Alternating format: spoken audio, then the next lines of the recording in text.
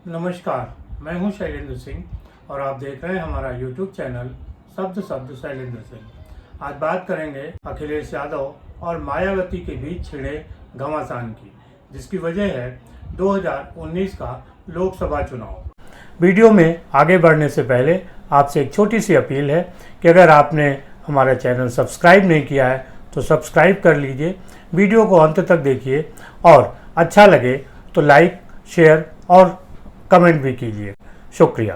2019 के लोकसभा चुनाव में अखिलेश यादव और मायावती यानी समाजवादी पार्टी और बहुजन समाज पार्टी के बीच एक चुनावी गठबंधन हुआ था, लेकिन ये बहुत सफल गठबंधन नहीं रहा।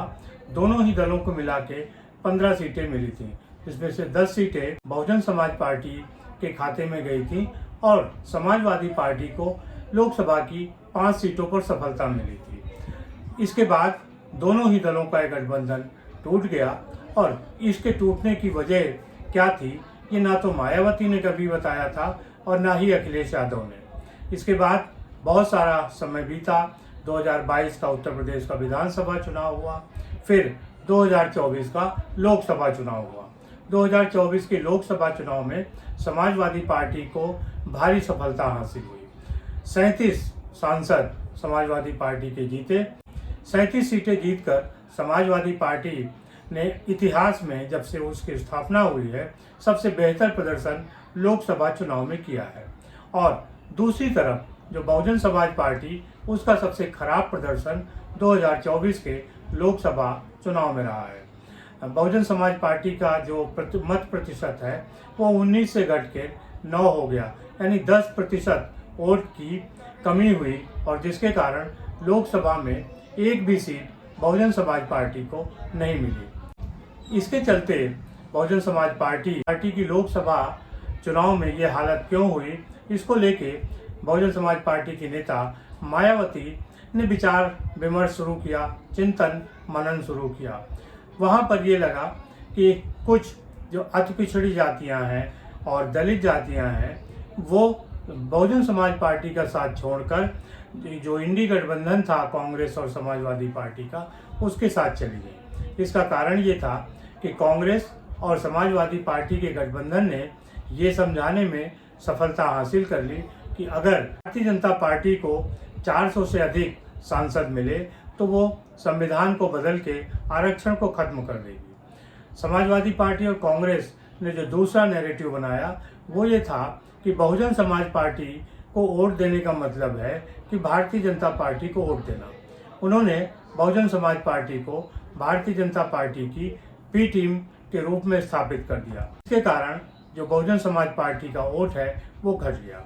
लोकसभा चुनाव के बाद लगातार मायावती ये प्रयास कर रही हैं कि किस तरीके से बहुजन समाज पार्टी का वोट बढ़ाया जाए और उत्तर प्रदेश की राजनीति में बहुजन समाज पार्टी को आगे लाया जाए। इसी क्रम में उत्तर प्रदेश के 10 उपचुनाव विधानसभा के होने वाले हैं और उनमें मायावती और बहुजन समाज पार्टी ने अपनी पार्टी का प्रचार शुरू किया।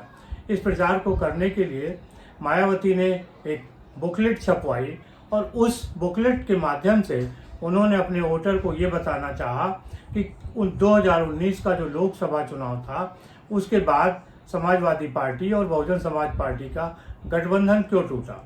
मायावती ने उसमें लिखा कि जब 2019 का चुनाव खत्म हो गया उसके बाद उन्होंने समाजवादी पार्टी के नेता अखिलेश यादव को फ़ोन किया, लेकिन अखिलेश यादव ने उनका फ़ोन नहीं उठाया। जब ये बात सामने आई तो उसके बाद अखिलेश यादव ने जवाबी हमला देते कहा कि मायावती ने उनको फ़ोन नहीं मिलाया था, बल्कि उन्होंने मायावती को फ़ोन मिलाया था।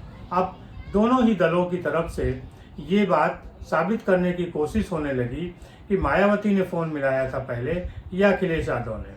मायावती के पक्ष में जवाब देने के लिए बहुजन समाज पार्टी के महासचिव सतीश मिश्रा है।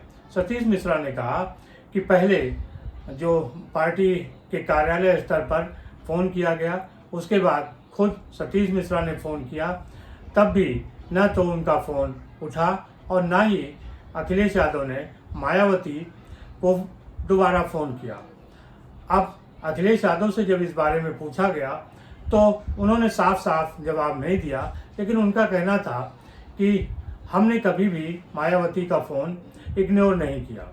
इसके बाद भी तमाम तरीके की बातें होने लगी और मायावती ने ये साबित करने की कोशिश की कि अखिलेश यादव की उपेक्षा के चलते ही ये गठबंधन टूटा। हालांकि उस गठबंधन से कोई लाभ नहीं हुआ था, जिसके कारण ये गठबंधन टूट भी गया। असल में मायावती अपने जो दलित समाज है और जो अति पिछड़ा वर्ग है उसको ये समझाने की कोशिश कर रही हैं कि समाजवादी पार्टी के साथ जो गठबंधन हुआ था वो बहुत फ्रूटफुल नहीं था और समाजवादी पार्टी के नेता का जो व्यवहार था वो ऐसा नहीं था कि आगे उनके साथ गठबंधन किया जा सके।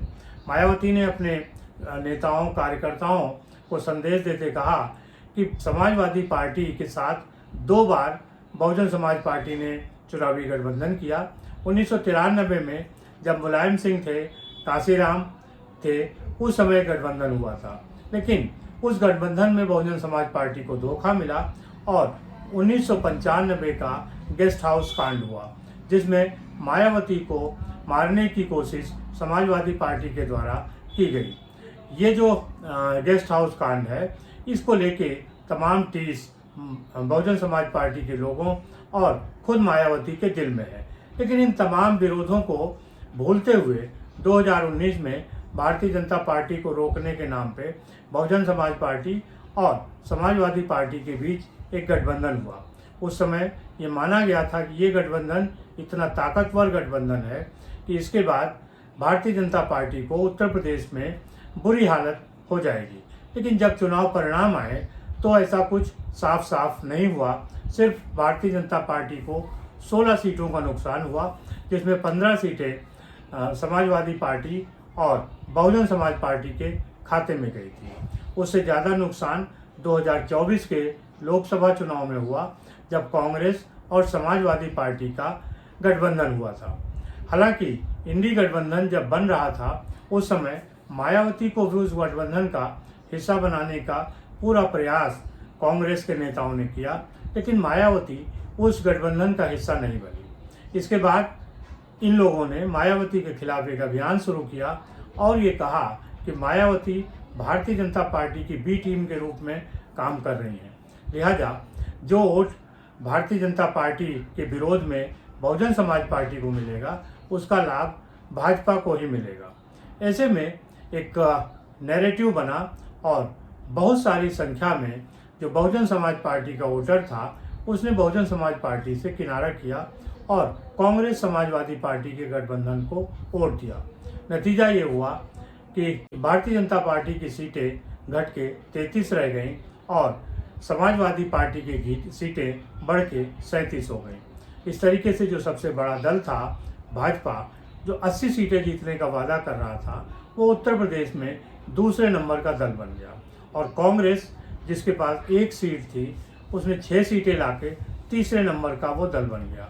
और 2019 के लोकसभा चुनाव में दूसरे नंबर की पार्टी रही बहुजन समाज पार्टी, वो 0 हो गई, यानी उसके पास एक भी सांसद नहीं हुआ।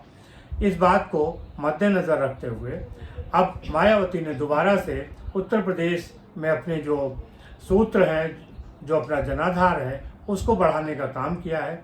उनके कार्यकर्ता घर घर एक बुकलेट पहुंचा रहे हैं, जिस बुकलेट में मायावती का संदेश है। मायावती ने जिस राजनीति को समझा है और जिस तरीके से वो अपने लोगों को सावधान करना चाहती हैं, ये उस पूरी बुकलेट का हिस्सा है। अगर बहुजन समाज पार्टी की शुरुआती राजनीति को देखा जाए तो ये पुराना ट्रेंड है। पहले भी बहुजन समाज पार्टी के लोग जो कार्यकर्ता हैं अपने लोगों के बीच जाते थे और काशीराम, डॉक्टर भीमराव अंबेडकर और मायावती का संदेश उन तक पहुंचाते थे। बहुत दिनों के बाद मायावती उस फार्मूले पर वापस आई और विधानसभा के उपचुनाव से पहले उन्होंने ये बुकलेट घर घर पहुंचाने का अभियान चलाया है। एक और रोचक बात है कि आमतौर पे बहुजन समाज पार्टी उपचुनाव नहीं लड़ती है, लेकिन उत्तर प्रदेश के 10 विधानसभा के उपचुनाव में मायावती ने भी चुनाव लड़ने की घोषणा की है। यानी अब बहुजन समाज पार्टी भी 10 उपचुनाव में दावेदारी ठोकेगा। ऐसे में उनका एक प्रचार अभियान चल रहा है।